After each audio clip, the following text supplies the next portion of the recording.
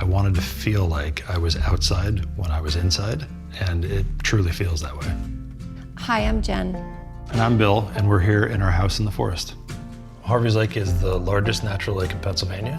We had a dream to create the exact home that we wanted. I had actually worked with Gabe, and from the minute we walked onto the site, his initial reaction about what the project could be, the whole upside-down concept came immediately.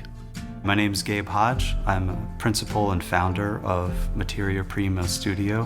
When we first arrived on the site, I noticed the railroad bed, this sort of curving hill. The railroad creates both a buffer and a boundary between our personal home site and our family property.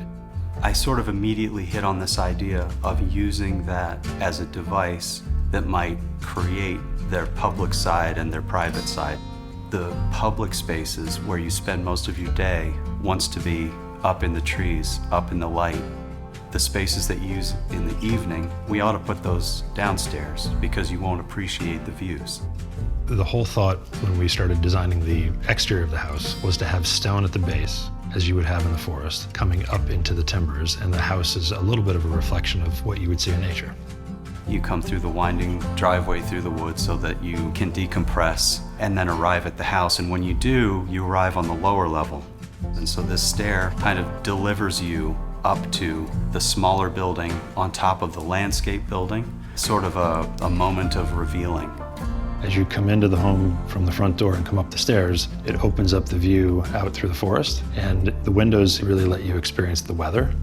The green roof becomes a foreground to your experience of the views out to the farm. It blends with the top of the railroad bed, which then leads your eyes through the trees of the forest out to the farm. The material palette of the building was kept quite simple. There are only 5 or 6 key materials that the building uses. They are local bluestone, Douglas fir glulam timber framing, cedar siding, glass, and the planted roof. With Marvin, the sizes of the openings that are afforded to us by using their ultimate window line, and the flexibility to either use standard shapes and sizes or customize them meant that we could use a material that directly related to the timber frame and create openings in key places that really became openings in the walls rather than windows. Our children really love living in this home. They love the design aesthetic and the warmth and the openness of the home.